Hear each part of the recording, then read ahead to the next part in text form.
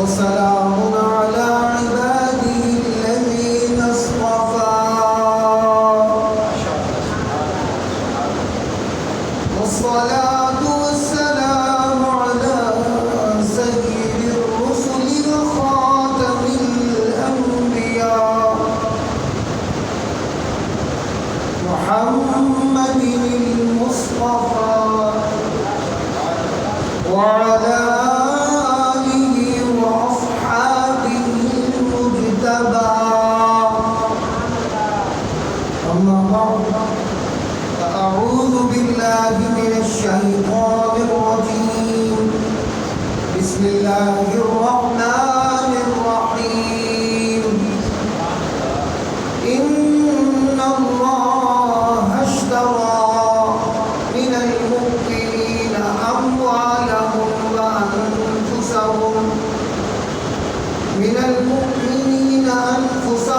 وأموالهم بأن لهم الجنة. آمنت بالله صدق الله العلي العظيم وصدق رسوله النبي الكريم الأمين. إن الله وملائكته يصلون على النبي يا أيها الذين آمنوا صلوا عليه وسلموا تسليما.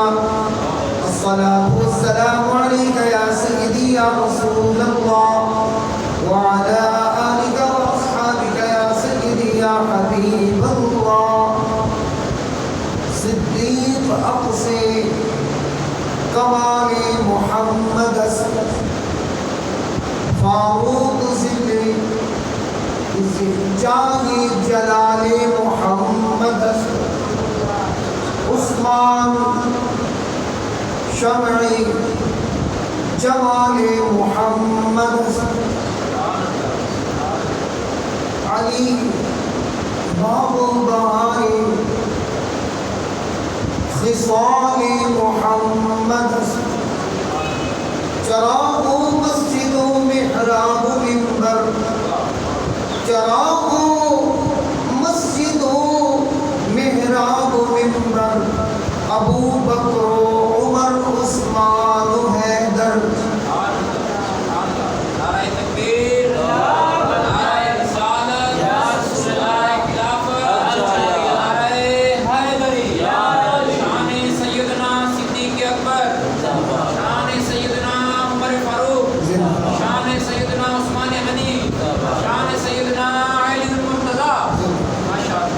قال النبي صلى الله عليه وسلم أبو بكر رأسي عمر عيني وعثمان لساني وعلي صدري.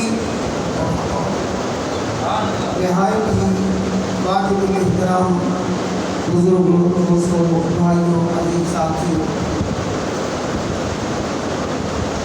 اور بالخصوص اسی مسجد کی امام خطیب حضرت علامہ مولانا قاری محمد رضا رضوی صاحب دامت برکاتہ العالیہ اور خصوصی خطاب ہمارے بزرگ عالم دین فاضل جدید حضرت علامہ مولانا محمد الطاف احمد خورشیدی صاحب فرمائیں گے اور خورشیدی رنگ ہم سب کو رنگیں گے.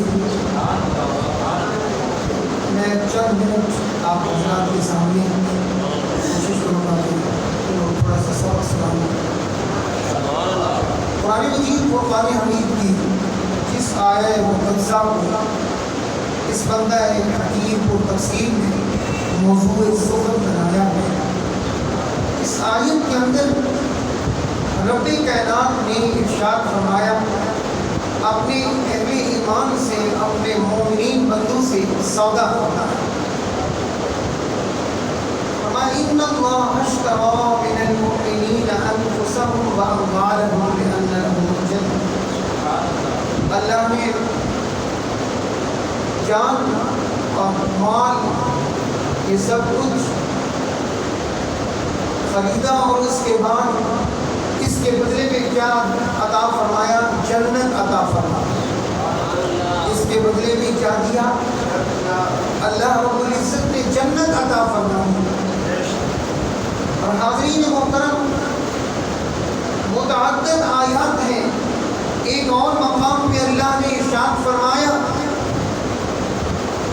اشداء علی الکفار رحماء بینہم، آپ وہ کفار پر سخت ہیں اور آپس میں شیر و شکر ہے۔ یہ قرآن ہے۔ اور آئیے ذرا حدیث پاک کی طرف چلتے ہیں۔ نبی کریم صلی اللہ علیہ وسلم نے ارشاد فرمایا ابو بکر میرا سر ہے، عمر میری آنکھیں ہیں، عثمان میری زبان ہے، علی میرا سینہ ہے۔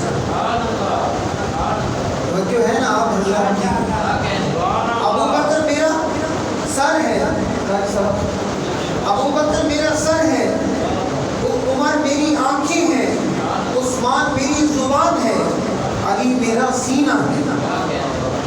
اور ایک اور حدیث پاک کے اندر ہے نبی کریم صلی اللہ علیہ وسلم اپنے گھر میں جلوہ افروز ہیں۔ صحابہ اکرام میں سے جلیل القدر صحابہ اکرام جناب صدیق اکبر نے اجازت طلب کی اندر آنے کی، تو آپ کو بھی اجازت مل گئی۔ جناب فاروق اعظم نے اجازت طلب کی حضور کی بارگاہ میں آنے کی، انہیں بھی اجازت مل گئی۔ اور پھر جناب مولا کائنات نے بھی اجازت طلب کی، انہیں بھی اجازت مل گئی۔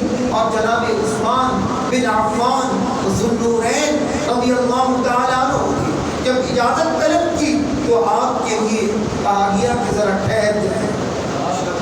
آپ کو اجازت نہیں دی جاتی، آپ کو عرض کیا جاتا ہے، بلکہ حضور علیہ السلام کا فرمان ہوتا ہے کہ اے عثمان ذرا ٹھہر جائیں، بلکہ عثمان سے کہا جائے ذرا ٹھہر جائیں۔ اور آقا علیہ السلام جس وقت جلیل القدر صحابہ نے اجازت طلب کی تھی، اس وقت میرے کریم آقا آرام فرما رہے تھے۔ سبحان اللہ۔ مبارک پہ کپڑا نہیں تھا، آرام لیٹے ہوئے تھے۔ سب کو اجازت مرحمت فرمائی۔ جب عثمان غنی حضرت سیدنا عثمان غنی رضی اللہ تعالیٰ عنہ کی باری آئی تو انہیں بعد میں اجازت مرحمت فرمائی، بعد میں اجازت فرمائی، اور پہلے اٹھے اور اپنے کپڑوں کو درست فرمایا، پھر اندر آنے کی اجازت بخشی۔ یا رسول اللہ۔ جب اجازت ملی سب بات چیت کر کے گفتگو کر کے چلے گئے۔ عرض کیا دیا یا رسول اللہ صلی اللہ علیہ وسلم، ابو بکر آئے، انہیں بھی اجازت مل گئی، فاروق اعظم ہے اجازت مل گئی، مولا کائنات ہے اجازت مل گئی، عثمان غنی رضی اللہ تعالیٰ عنہ کو اجازت نہیں ملی۔ پہلے آپ آرام فرما رہے تھے، پنڈلیوں مبارک پہ کپڑا نہیں تھا، آپ نے اجازت نہیں دی۔ آپ نے ارشاد فرمایا ہاں میں نے اس لیے اجازت نہیں دی، کیوں کہ عثمان کا فرشتے حیا کرتے ہیں، میں خود مصطفیٰ کریم اس کا حیا کروں، میں خود اس کا حیا کیوں نہ کروں جس کا فرشتے حیا کرتے ہیں۔